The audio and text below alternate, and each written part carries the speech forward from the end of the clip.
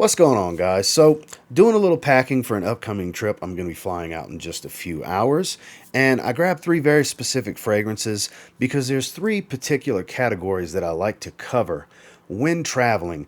And in this particular instance, I'm dealing with springtime weather. So, I figured I'd go over with you guys what I deem to be probably the three most essential categories to cover when traveling for spring or when traveling as a whole, mainly in the warmer weather. So let's discuss. Stay tuned.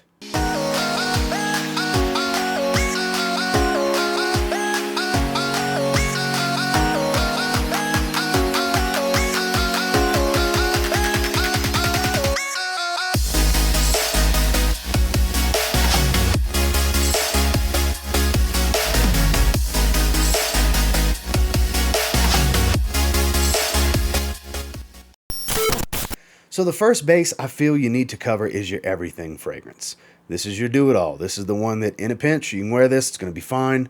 Whether you're going to dinner, in the actual act of traveling, whether it on the road or in the air, you're just good to go. It's going to work with everything. It's going to go casually. You can dress it up. For this particular trip, I decided to bring something very spring appropriate with the newest release from Hermes. This is H24. Very green, metallic, fresh, a bit different. Very different, honestly. Performs decent on my skin, too. This stuff seems to never want to go away. It's a 6 to 8 hour fragrance on my skin, and for something this fresh, that's actually kind of not necessarily monumental, but it's remarkable, I think would be a great word to go with, especially for an eau de toilette. Smell it floating in the air. It's very different. This is a polarizing fragrance. Not everybody's really a fan of it. It's not necessarily going to be much of a conversation starter in my experience, but it is one that on skin has this freshness, a slight floral tone. It's of decent quality, though it has a synthetic nature to it with that metallic note that's in there. But it really just does the trick. It goes casually. You can dress it up. It works in a variety of weathers. It's totally fine in a rainy situation, which I will be dealing with when I land this evening, unfortunately. And it works fine in cooler and slightly warmer weather. So it kind of covers a lot of bases here. That's why I deem it perfect for my everything fragrance category, where no matter what, I know I can spray this on and I'm good to go. So for my everything category, my do-it-all, I chose Hermes H24. Now, I do like to carry with me something that's much more evening appropriate. Going out to dinner, going have drinks, because some trips are more business oriented, which will involve a dinner situation most times, depending on how intimate the business is, or depending on if you're traveling to see family and friends and whatever. There's definitely going to be a dinner and or drinks situation in the evening. So for me, I chose something that's kind of extremely intoxicating, to say the very least. Very unique fragrance. That is a topic of conversation type of fragrance, which in these situations you may want to have a brief conversation about what you're wearing, because people will smell you. And more times than not, they will be intrigued. When it comes to fragrances like Zaharoff's Signature Rosé, my favorite from the house, the top of the food chain from the house of Zaharoff, in my opinion. There have been a ton of great releases from this house, not counting the Z Creators, which was a very short run, limited time, one-time run thing. I believe there's 7 fragrances currently. You have Signature Pour Homme, Noir, Royale, Rosé, Tabac, Citrine, and Royale X. So you have 7 official releases currently. And this is still top of the charts for me. This has a very strong, intoxicating quality. On my skin, the incense comes out greatly. There's a variety of roses here. You have a deeper, more jammy rose. You have a brighter, more fresh Turkish rose. There's some sweetness here. There's some oud, but it's not too sweet, and it doesn't have a strong oud smell. It's got a light, warm wood type of smell to the oud here. A lot of character, a strong level of intrigue with this one. More times than not, I've been in situations where I have had people stop in their tracks to ask what I was wearing, because it's such an interesting fragrance. Performance is great without being too much. Obviously, if you want to overwhelm and fill a room, you just spray accordingly. You spray heavier. But this stuff sticks to my skin like glue, and the more your skin heats up, the so much heavier it will project, but great in an evening situation, especially if you want to kind of show out a little bit, because this isn't the safe play. It's a strong multi-rose faceted fragrance that has a deep, rich, dark essence to it with oud and incense, but doesn't smell like an oud rose like you would expect with these more Middle Eastern style fragrances, because the oud's very subdued warm wood tone in the background for the dry down. It's more of a rose incense smell. Beautiful, beautiful stuff. So always have to have something evening appropriate, and for me on this particular trip, I decided to roll with Zaharoff Signature Rosé. Then finally, there's your wow factor.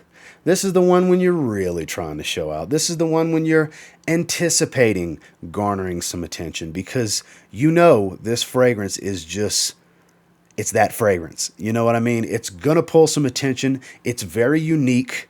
It has an aura and a mystique about it. In this instance, I went with something more on the playful side that I'm actually wearing currently for travel. I could not wait to wear this fragrance. I just shot my first impressions video. I have been blown away by how freaking good this fragrance is. It is the newest Narcotica release called Dulce Diablo.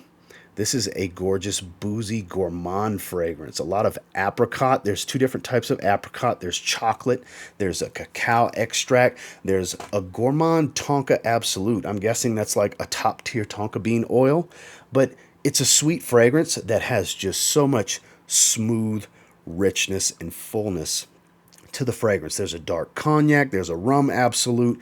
It's very boozy, it's very sweet, it's very gourmand and delectable. But when I say very for all of these different categories, it's so well balanced and smooth because of the quality. This was perfumed by Claude Deer.